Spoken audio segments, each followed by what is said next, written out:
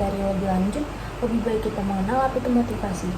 Jadi, motivasi adalah kekuatan yang fundamental dalam kehidupan manusia, yang berfungsi sebagai energi yang tidak hanya menggerakkan individu untuk bertindak, tetapi juga mengarahkan dan mempertahankan perilaku mereka dalam mencapai tujuan. Selanjutnya yaitu teori motivasi kerja. Dalam konteks motivasi kerja, banyak teori yang membantu kita untuk memahami apa yang mendorong individu untuk bekerja dengan giat. Teori-teori ini dapat diklasifikasikan menjadi beberapa kategori, termasuk teori kebutuhan, teori berbasis perilaku, teori desain pekerjaan, dan juga teori kognitif.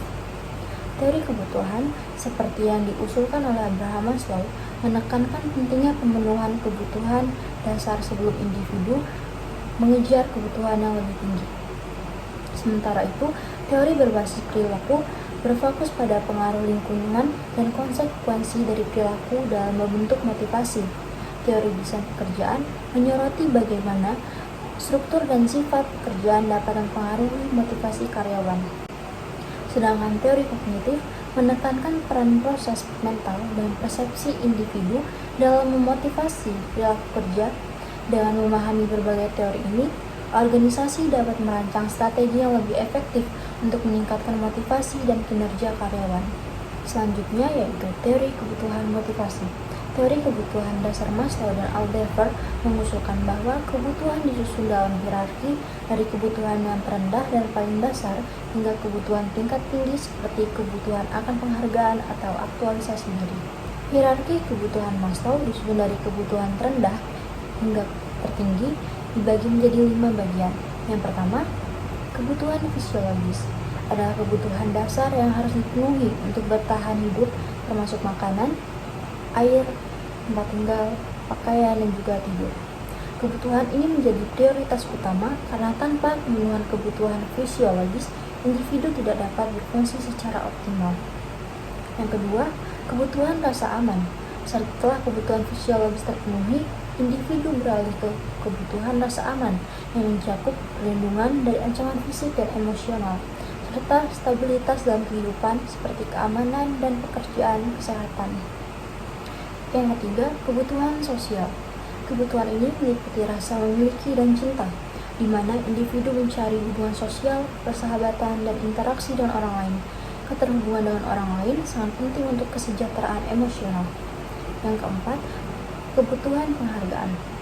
Kebutuhan ini berkaitan dengan pengakuan, status, dan rasa percaya diri. Individu ingin dihargai oleh orang lain dan merasa memiliki prestasi serta pencapaian dalam hidup. Dan yang terakhir, kebutuhan aktualisasi diri adalah tingkat tertinggi dalam hierarki di mana individu berusaha untuk mencapai potensi penuh mereka dan mengembangkan diri secara pribadi dan profesional. Kebutuhan ini mencakup pencarian makna dan tujuan dalam hidup. Selanjutnya, teori kebutuhan motivasi. Teori motivasi berprestasi. Maxwell mengemukakan bahwa 3 kebutuhan penting dalam motivasi kerja adalah yang pertama, kebutuhan akan prestasi, yang kedua, kebutuhan akan kekuasaan, dan yang ketiga, kebutuhan akan afiliasi. Kebutuhan tersebut dapat diukur dengan tes proyektif yang dikenal dengan tes apersepsi tematik. Berbeda dengan teori kebutuhan Maslow dan Aldefer, teori Maxwell telah digunakan secara luas di lingkungan kerja untuk mendorong motivasi pekerja. Selanjutnya, teori motivasi berbasis perilaku. Teori penguatan menekankan peran penguatan dan hukuman dalam motivasi. Teori penguatan terlihat jelas dalam berbagai jadwal yang digunakan untuk memberi penghargaan kepada pekerja. Teori tersebut diharapkan untuk meningkatkan motivasi melalui program modifikasi perilaku organisasi. Teori penetapan tujuan menekankan penetapan tujuan yang menantang bagi pekerja dan membuat pekerja berkomitmen terhadap tujuan tersebut sebagai tujuan utama. Teori motivasi desain pekerjaan. Teori motivasi desain pekerjaan menekankan struktur dan desain pekerjaan sebagai faktor kunci dalam motivasi pekerja. Jadi intinya, teori motivasi desain pekerjaan bukan hanya soal memberikan tugas, tetapi juga bagaimana tugas itu dirancang agar karyawan merasa tertantang, memiliki makna, dan terlibat secara emosional dalam pekerjaannya. Teori motivasi desain pekerjaan. Teori 2 faktor Hesberg berfokus pada kepuasan dan ketidakpuasan kerja sebagai 2 dimensi independen yang penting dalam menentukan motivasi. Yang pertama, motivator merupakan faktor yang berhubungan dengan isi pekerjaan. Jika ada, akan menimbulkan kepuasan kerja. Dan yang kedua, higienis, merupakan unsur-unsur yang terkait dengan konteks pekerjaan yang apabila tidak ada, dapat menimbulkan ketidakpuasan kerja. Materi selanjutnya adalah teori motivasi desain pekerjaan. Heckman dan Oldham mengusulkan model karakteristik pekerjaan yang menyatakan bahwa 5 karakteristik pekerjaan inti mempengaruhi 3 keadaan psikologis kritis yang pada gilirannya mengarah pada motivasi, variasi, keterampilan, identitas tugas, dan signifikansi. Tugas semuanya mempengaruhi pengalaman pekerja mengenai kebermaknaan pekerjaan mereka. Otonomi mempengaruhi pengalaman pekerja mengenai tanggung jawab atas hasil kerja. Umpan balik memberikan informasi kepada pekerja tentang hasil aktivitas kerja mereka. Model karakteristik pekerjaan melibatkan moderator, termasuk kekuatan kebutuhan pertumbuhan, yaitu gagasan bahwa pekerja tertentu merasakan kebutuhan untuk berkembang dalam pekerjaan mereka. Pekerja harus berada dalam pertumbuhan yang tinggi, membutuhkan kekuatan jika program seperti pengayaan pekerjaan ingin menghasilkan motivasi.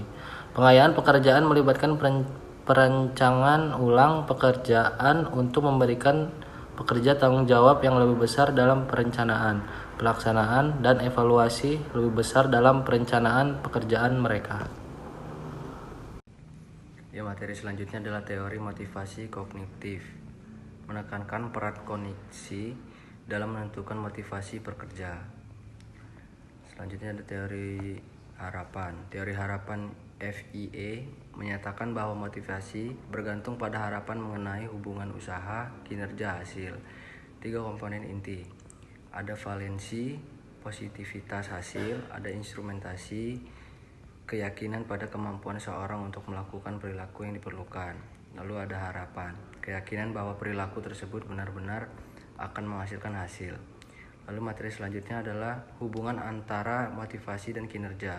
Sejumlah faktor yang terkait dengan variabel sistem atau teknologi, perbedaan individu, dinamika kelompok, dan faktor organisasi dapat mempengaruhi kinerja-kinerja secara langsung, terlepas dari tingkat motivasi pekerjaan.